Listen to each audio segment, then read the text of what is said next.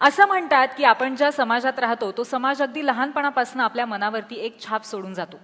बरे वाईट असे बरेच अनुभव आपल्याला हा समाज देतो. मनातल्या भळभळणाऱ्या जखमेवर कर्तृत्वाची फुंकर घालत असामान्य असं काहीतरी घडण्याची तळमळ आणि त्यातून साकारलेलं आणि अंतर्मुख करणारं काम फक्त काही थोडेच लोक करू शकतात. खरंय, कारण नावात काय असं शेक्सपियरने म्हणून ठेवलंय, मात्र या नावातच नागाची ऐट आणि संवेदनेचा मंजूळपणा असल्यावर होणारं कार्य हे अफाट आणि सैराट होणारच.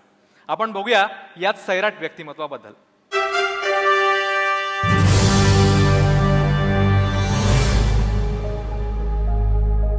माझ्या हाती नसती लेखणी तर असती छिन्नी सतार बासरी अथवा कुंचला.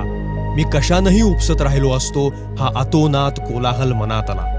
मनातला हा कोलाहल मांडायला त्याला सिनेमाचं माध्यम मिळालं आणि त्यानं जगलेलं हे वास्तव रुपेरी पडद्यावर अनुभवताना सारा समाज अंतर्मुख झाला. यशापयशाची पर्वा न करता आपल्या कलाकृतीशी प्रामाणिक राहणारा मनस्वी दिग्दर्शक, निर्माता आणि अभिनेता नागराज मंजुळे. कवितेतून व्यक्त होता होता त्याला कॅमेऱ्याची भाषा उमगली आणि मग त्याच्यातला हळवा तरीही विद्रोही कवी कॅमेऱ्याच्या भाषेत बोलायला लागला. वास्तवाला थेट भिडणारा, रुळलेल्या समीकरणांना शह देणारा, राष्ट्रीय पुरस्कारांवर नाव कोरत कलात्मकता आणि व्यावसायिकतेचा सुवर्ण मध्य गाठणारा हा दिग्दर्शक. त्याच्या सैराटनं लोकप्रियतेची व्याख्याच बदलून टाकली. मराठी सिनेमा 100 कोटींच्या क्लबमध्ये येऊ शकतो हे स्वप्न त्यानं दाखवलं. त्याचं हे मांडणं बोलणं रसिकांना पिस्तुल्यात भावलं, फॅन्ड्रीमध्ये काळजाला भिडलं आणि सैराटनं तर झिंगाट करून सोडलं. समाजातल्या अश्वत्थाम्याच्या जखमा त्यानं नेमक्या जोखल्या आणि समाजातल्या विसंगतीवर आपल्या माध्यमातून भाष्य केलं. केवळ मराठीतच नव्हे तर जगभरातल्या प्रेक्षकांना झिंगाट करून सोडणाऱ्या या सैराट दिग्दर्शकास एबीपी माझाचा सलाम. जोरदार टाळ्यांच्या गजरामध्ये नागराज मंजुळे यांचं आपण मंचावर स्वागत करूया.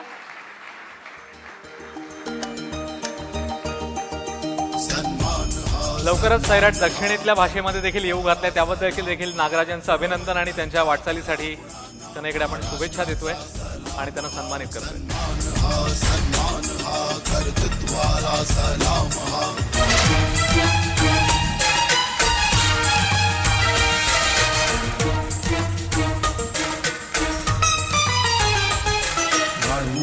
व्यापार कक्षा उद्योगाला दिली दिशा, महाराष्ट्राचे नाव करुणी देशाचा उत्सव माथा, भाळावरती ज्याच्या लिहिली अभिमानाची गाथा, अनुजांच्या कामातून बरसे.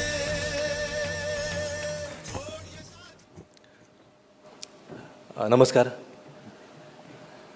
तर असं व्हिडिओत आपलं काम वगैरे बघितलं की म्हणजे मला भीती वाटते आणि गंमतही वाटते की आपण असं काहीतरी काम केलं आहे अशी जाणीव होते बऱ्याचदा. म्हणजे कुठून वाचलं काही केलं तर एक खूप काय म्हणू त्याला कुठंतरी कळ लागते म्हणून आपण ओरडावं किंवा काहीतरी वाटते म्हणून सांगावं, अशा इतक्या खूप बेसिक हेतूपोटी मी हे सगळं करत राहिलो. कविता लिहायला सुरुवात केली त्यावेळेस आईची आणि माझी म्हणजे कविता हा खरं तर काय म्हणतात त्याला निरुद्योगपणाचा आहे तो. आणि आई म्हणायची कवितेने किती पैसे मिळतात. आणि माझे वडील तिला सांगायचे समजून की अरे तू ती लिहितोय छान. आणि वडिलांना पण कविता कळायची नाही, आईला तर काय संबंधच नव्हता.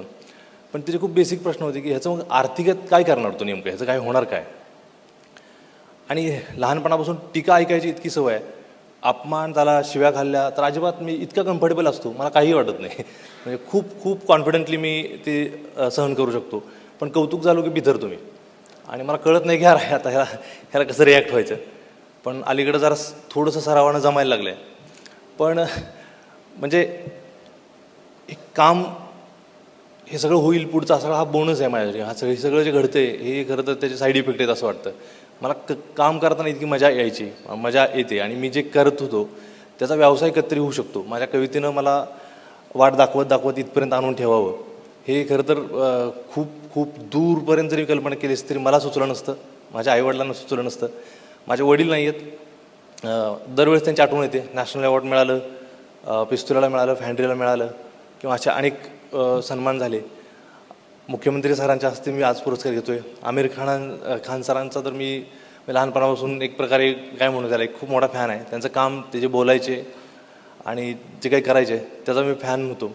आणि आज त्यांच्यासोबत भेटतो बोलतो आणि ते कौतुक करतात फोन करून, तर खूप भारी वाटतं मला. ते माझी कविता मी जी लिहिली होती ती आत्ता परत एकदा आठवली, की मी खरं ज्या ऊर्जेपोटी, ज्या आत्यंतिक गरजेपोटी करत गेलो, ती कविता मी सांगून मी थांबतो. माझ्या हाती नसती लेखणी तर असती चिन्नी. मी जातीनं वडार आहे, कारण माझे आई वडील दगड घडायचे, फोडायचे, तर ती पण एक ऊर्जा होती. माझ्या हाती नसती लेखणी तर असती चिन्नी, सतार बासरी अथवा कुंचला, मी कशानेही उपसतच राहिलो असतो, हा आतोनात कोल्हाल मनातला. कोल्हाल उपसत राहायचं काम अजूनही करत राहीन. Thank you so much.